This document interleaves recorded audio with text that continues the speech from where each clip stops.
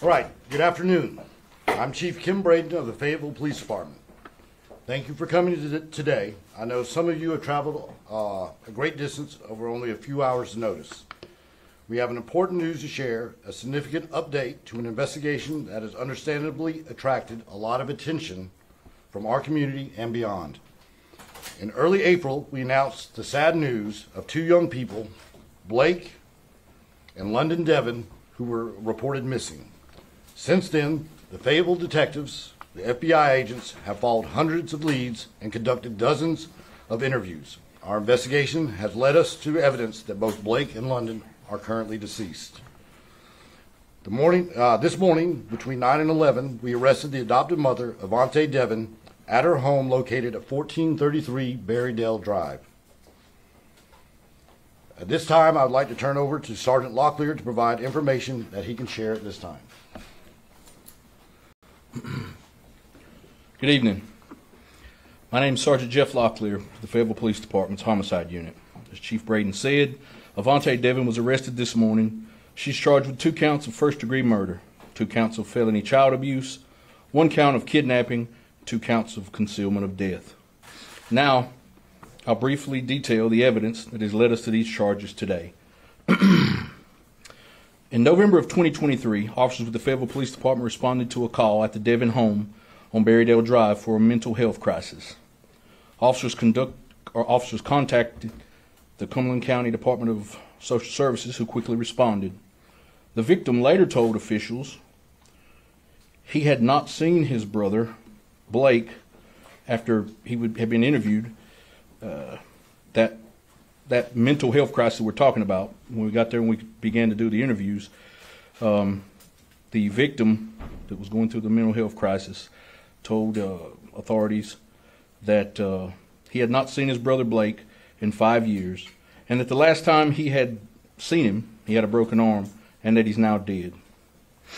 As detectives began to unravel the facts, we discovered 5 children were adopted by Avantae Deven from 3 different North Carolina counties. The 3 boys were biologically related. The 2 girls were also adopted. They were unrelated to each other and also unrelated to the boys. In multiple interviews, information was provided detailing appalling conditions at least 3 of these children apparently grew up in. Avantae Deven is said to have kept them in small rooms in complete darkness at times.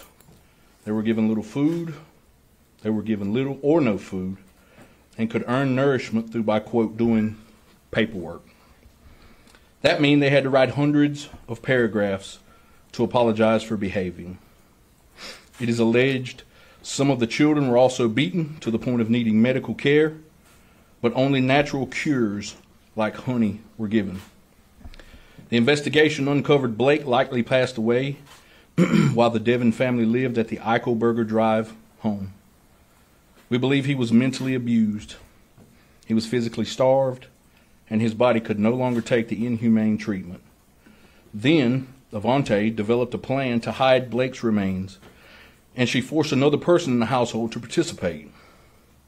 They dismembered him and burned his remains. During a forensic search of a previous residence of the Deven family, biological evidence was located and sent to the crime lab for further testing. These items did support evidence of isolation, torture, and starvation. When investigators began to look into Blake's disappearance, they learned that 28-year-old London Deven had also not been seen in quite some time. By now, the Deven family had moved to a home on Berrydale Drive. Interviews uncovered information that a different member of the household had been forced to participate in removing London's body from that home. She is believed to have died in the same painful way, in the same painful, callous manner that Blake died from, little starvation and neglect. Additional information led Fayetteville Police Department's detectives to locate a metal burn barrel. When the contents were removed in a methodical process to preserve any evidence inside, partial human remains were found. Forensic testing confirmed the barrel contained two separate sets of human remains. One is consistent with a female between 15 to 19 years of age. The second set is consistent with a child from 7 to 10 years of age. Now you need to keep in mind that those are general ranges. Due to the condition of the remains and the need to expedite the testing, we sent the remains to a private accredited lab. In the last week, the first round of testings confirmed one set of remains belongs to London Deven. Testing on the second set of human remains is ongoing. Fayetteville detectives have confirmed Blake Deven has been missing since 2017. Avantae only reported Blake missing after our investigation began. Avantae never reported London missing. The last confirmed independent sighting of London was in 2019. Even though London was an adult, she had special needs and depended on Avantae to care for her. I'm going to turn it back over to Chief Braden and to open it up for questions before we open up some questions.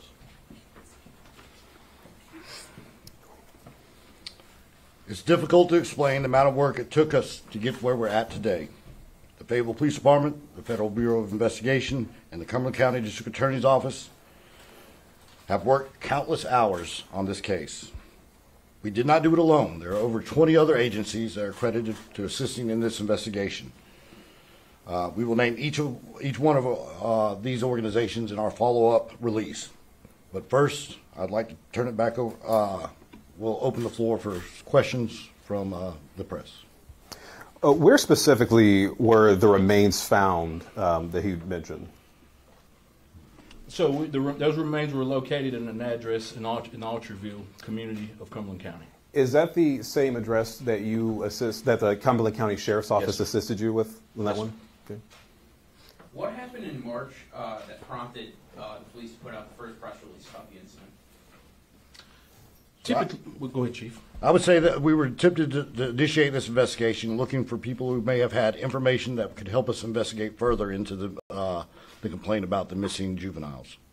Why exactly did it take this long to arrest her if the first 911 call came out a while ago and then finally the press release that we got late March, early April, but now we're seeing an arrest? Why so long?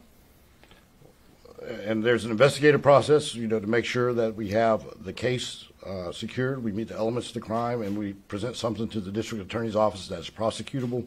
We want to ensure the integrity of that case and the quality of that case is there.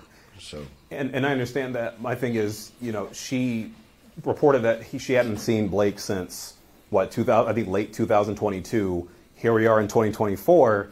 And she's coming forward with this. At the minimum, I believe if anyone else were to do that, negligence would have been brought up way sooner. All right.